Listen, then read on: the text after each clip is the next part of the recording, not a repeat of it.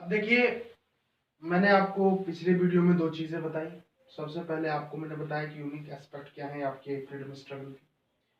दूसरी बात मैंने बताई कि फ्रीडम स्ट्रगल क्यों हुआ, इसके पीछे कारण क्या था, किस चीज से आकर लोग तंग हो गए कि यार ये तो मतलब पानी सर से ऊपर ही बह रहा है, ये कब हुआ। तो अब देखिए, लेकिन आपको वो चीज भी करने में आपको 90 साल लग गई। आप देखो तो 1857 से 1947, 90 साल। तो अगर आप किसी चीज से आहत हुए हैं तो कोई ना कोई ऐसा तो जरूर आया होगा जिसने कुछ लिबरल पॉलिसी दी होगी, फिर आदमी अब उस चीज को भूल गए होंगे कि नहीं यार अब तो ये सही चल रहा है। तो देखो, ये चीज मेंटेन रखना कि आप अब विद्रोह करने वाले हो, अब फ्रीडम स्ट्रगल करने वाले हो, ये चीज मेंटेन रखना एक बहुत बड़ी बात है। तो एक लॉर्ड लाइटन ने कुछ पॉलिसी आपको रिप्रेसिव पॉलिसी दे दी, आपको रिएक्शनरी पॉलिसी देगी, आप दुख हो गए, आप रिवोल्ट करने लगे, आप स्ट्रगल करने लगे। लेकिन कुछ आदमी आए जिन्होंने आपको जो है कुछ लिबरल बना दिया, कुछ आपको आहत दी, आफियत दी, आप थोड़ा सुस्ता, इसीलिए ये लंबा खींची। नहीं तो अगर वो चीज मेंटेन रहता तो मुझे ऐसा लगता है कि 1947 से पहले बात बन सकती थी। लेकिन कुछ जैसे कुछ प्रोग्रेसिव पॉलिसीज आए। आपने रिएक्शनरी पॉलिसी तो देखा, देखिए अंग्रेज आए तो अंग्रेज का बहुत, अगर आप अंग्रेज से दिक्कत हुई तो अंग्रेज से फायदा भी तो आपको बहुत सारा हुआ। उन्होंने एजुकेशन के बारे में आपको बताया, रेलवे आई, बहुत सारी चीजें थी हैं।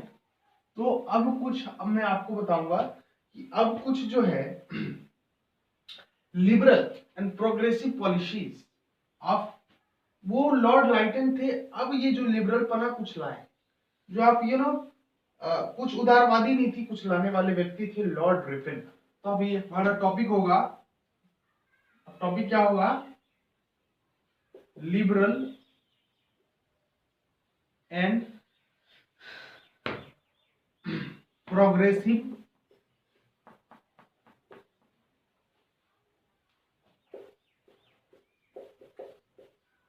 Policies of Lord Ripon. Lord Ripon के कुछ पॉलिसीज, एक मिनट पॉज करना। तो मैंने आपको बताया, अब मैं आपको बताने जा रहा हूं liberal and progressive policies of Lord Ripon. कुछ रिप्रेसिव, कुछ रिएक्शनरी पॉलिसी आपने देखा लॉर्ड लाइटन की, वर्नाकुलर एक्ट उन्होंने प्रेस कर दिया, अब मतलब आपको इम्पोज कर दिया। तो अब लॉर्ड रिपन ने ना उस चीज को देखकर, जब लोगों ने देखा कि अब लोगों में आक्रोश आ रहा है, तो उन्होंने कुछ प्रोग्रेसिव, कुछ लिबरल पॉलिसी दी, मतलब आप लोगों को दे दी, उस जमाने के लोगों को दे दी कि अब थोड़ा लोग जो है ठंडे हो जाएंगे। तो उस पॉलिसीज में सबसे पहला पॉलिसी था, देखिए अभी लोग मुझसे पूछेंगे सर आप बताओ कि जो फर्स्ट जिसे आप उन्होंने क्या किया, रेगुलेट करने दिया working hours, regulating working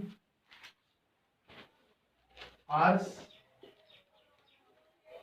for women and children.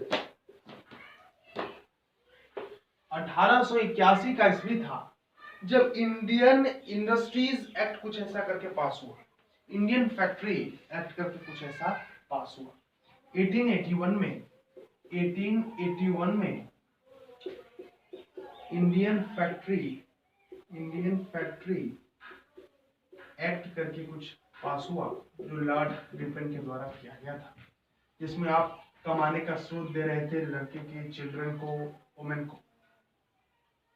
तो उस जमाने में लोग अब पूछेंगे कि सर लड़कों को तो एजुकेशन देना चाहिए। अरे उस जमाने में काम भी मिल जाए ये भी बहुत बड़ी बात होती है। ये एक लिबरल पॉलिसी है कि उन्होंने रेगुलेटिंग किया वर्किंग आवर्स, एजुकेशन की ओर भी आए। उन्होंने पहला 1881 में इंडियन फैक्ट्री एक्ट को जो इम्पोज करा, किसने, लॉर्ड रिपन ने। दूसरा पार्ट उन्होंने क्या किया, दूसरा चीज उन्होंने किया, इंडियन फर्स्ट एजुकेशन कमीशन बनाया 1882 में, जिसको हंटर कमीशन के नाम से भी जाना जाता है। Indian education commission, Indian education commission, Indian education commission, जिसको आप हंटर कमीशन के भी नाम से जानते हो। किस कमीशन के नाम से? हंटर कमीशन के नाम से। ये लॉर्ड रिपन के द्वारा ही लाया गया था 1882 में। सबसे पहला इंडियन एजुकेशन की तरफ पहल लॉर्ड रिपन ने किया। तीसरा पॉइंट, उन्होंने जो है वर्नाकुलर प्रेस एक्ट को एबॉलिश कर दिया। वर्नाकुलर प्रेस एक्ट को जो है वर्नाकुलर प्रेस एक्ट को जो है एबॉलिश कर दिया। कब कर दिया? 1882। लॉर्ड लाइटन ने इसको इंपोज करा, लॉर्ड रिपन ने लिबरलिटी के लिए इसको एबॉलिश कर दिया। क्योंकि देखो ना, इससे आक्रोश बढ़ने का कारण क्या है? तो उस कारण की ओर अगर हम आगे बढ़े तो हमें एक चीज पता चलता है। देखिए जी, आप देखिए, जर्नलिज्म जो है ना, आपके किसी भी कंट्री का फोर्थ पिलर होता है। आपकी कंट्री खड़ी है, उसमें एक बहुत बड़ा हिस्सा, बहुत बड़ा योगदान आपके जर्नलिज्म का होती है, आपके पत्रकारिता की होती है, आपके पत्रकार के होते हैं, जर्नलिस्ट की। क्योंकि अगर सरकार कोई गलत काम कर रही है तो उसको उजागर करना जर्नलिज्म का एक बेहद महत्वपूर्ण काम है। लोगों को अवेयरनेस करना, लोगों के बीच में सही बातों का फैलाव कराना, ये बहुत बड़ी बात होती है। इससे लोग जागरूक होते हैं। तो लॉर्ड लाइटन ने तो उस चीज को ही खत्म कर दिया कि आप कुछ हमारे गवर्नमेंट के विरोध में लिख ही नहीं सकते, चाहे हम कितना भी गलत काम करते। वर्नाकुलर प्रेस एक्ट ने वही तो कर दिया, उन्हें कर्विंग कर दिया autonomy of journalism. So this is the सबसे बड़ी गलती जो मुझे लगती है लॉर्ड लाइटन की थी, वो वर्नाकुलर प्रेस एक्ट को जो उसने इंपोज करा, ये थी मेरे हिसाब से। और इसने लिबरलिटी को लिबरल करने के लिए कि लोग को लगे नहीं, ब्रिटिश गवर्नमेंट सिर्फ रिप्रेसिव पॉलिसी ही नहीं डालते हैं, कुछ लिबरल पॉलिसी डालते हैं, तो कुछ लोगों को थोड़ा लुभाने के लिए इसमें लॉर्ड रिपन जो एक व्यक्ति था, इसने क्या कर दिया? रेगुलेट कर दिया वर्किंग आवर। आपको इंडियन फैक्ट्री एक्ट ला दिया 1881 में, इंडियन एजुकेशन कमीशन ला दिया 1882 में, वर्नाकुलर एक्ट को एबॉलिश कर दिया 1882 में। तो ये काम इन्होंने किया ताकि लोग अब उससे जो है थोड़ा सा लिबरलिटी के, थोड़ा सा उस चीज को छोड़कर अब इस चीज के ऊपर आए। थोड़ा सा लुभाने के लिए जो काम किया गया लॉर्ड रिपन। अब जो है थोड़ा सा master pause the video please. अब डियर स्टूडेंट्स, अब हम आगे की ओर अग्रसर होते हैं, आगे की ओर बढ़ते हैं। अब कुछ चीजों पर हम बेहद महत्वपूर्ण तरीके से जो है ध्यान देने का जो है काम करेंगे।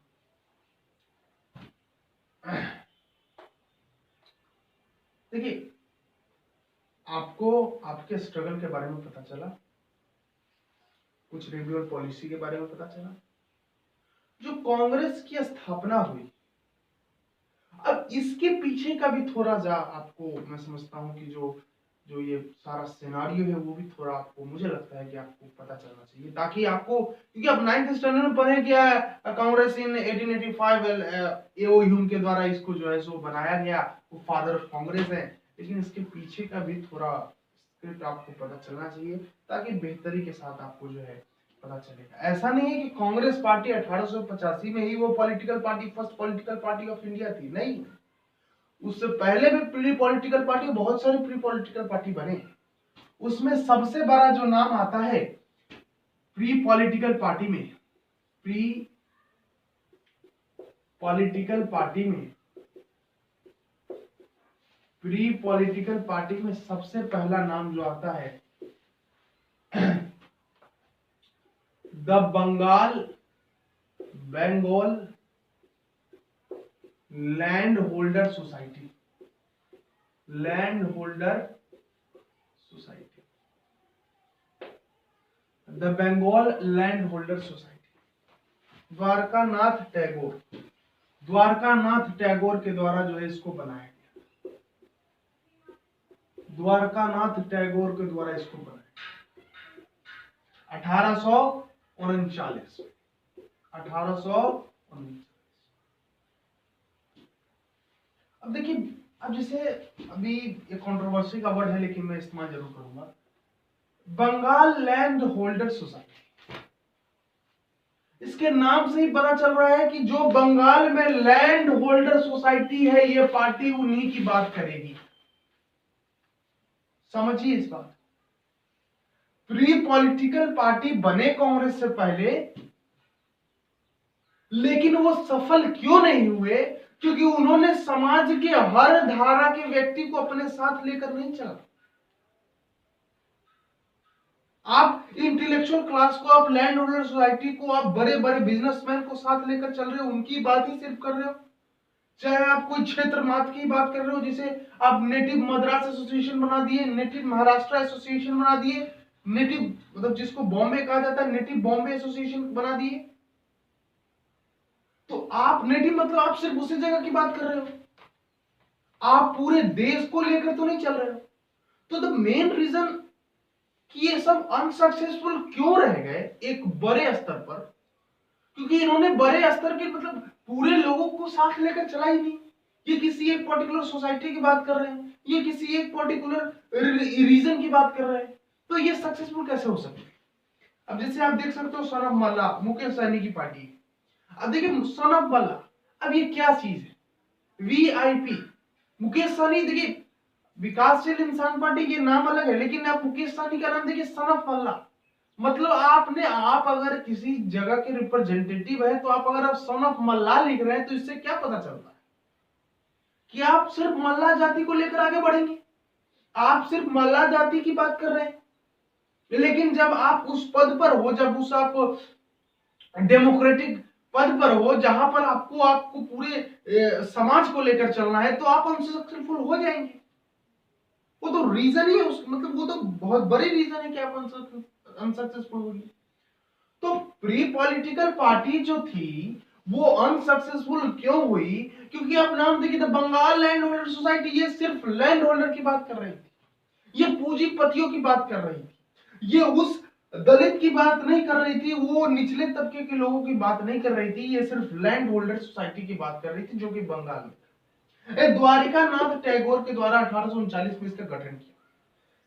अब समझिए कि यह फेलियर क्यों हुआ? क्योंकि सिर्फ लैंड होल्डर सोसाइटी की बात कर रहा है।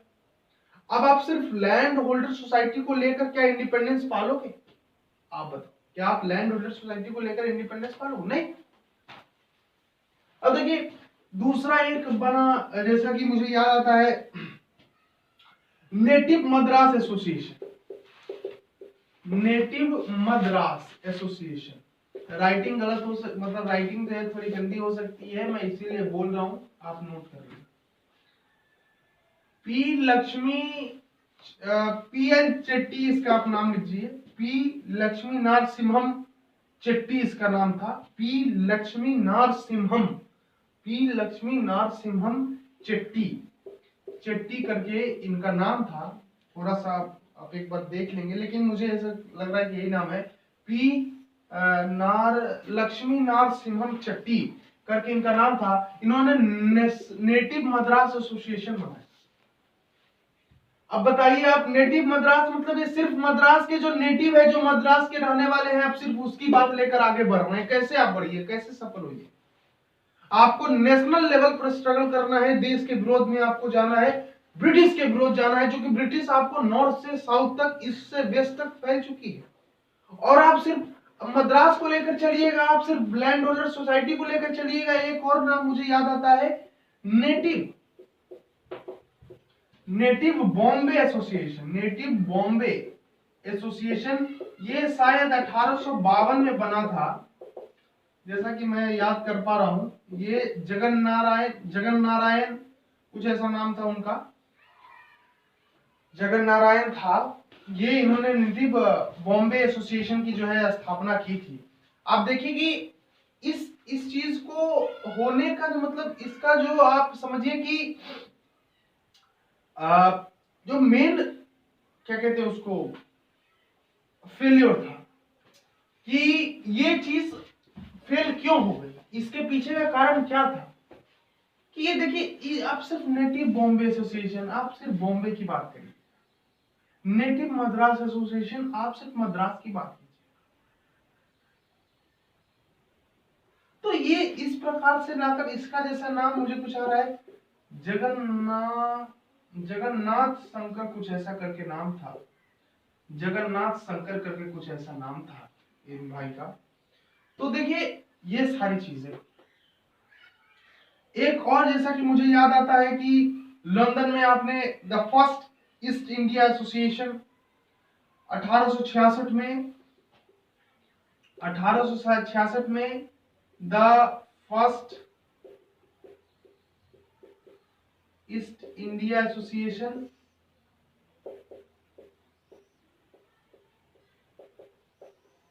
दादा भाई नौरोजी के द्वारा लंदन में फाउंड किया गया।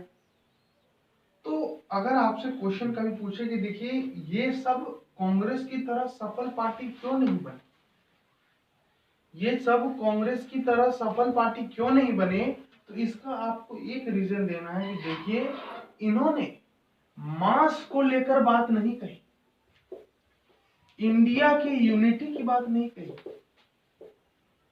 ये जिस जिस क्षेत्र में रहे, कोई लैंड होल्डर था तो उसने लैंड होल्डर सोसाइटी बना दी, कोई मद्रास का था तो उसने नेटिव मद्रास एसोसिएशन बना दिया, कोई बॉम्बे का था तो उसने वो बना दिया।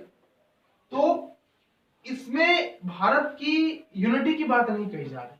तो कहीं ना कहीं एक बहुत बड़ा रीजन है कि कांग्रेस की तरह, वैसे पॉलिटिकल पार्टी तो बहुत सारे बने, उतना नाम याद नहीं है, जो नाम याद है आपको बता दिया गया है।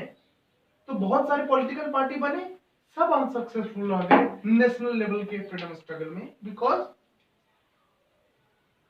पूरे मार्क्स को लेकर नहीं चल रहे, वो या किसी रीजन को लेकर चल रहे थे या किसी सोसाइटी को लेकर चल रहे। तो इस प्रकार से रीजन और सोसाइटी को लेकर आप इंडिपेंडेंस नहीं पा सकते। तो ये बहुत बड़ा रीजन है कि ये सब अनसक्सेसफुल पार्टी क्यों रह गई। पॉज कर दीजिए।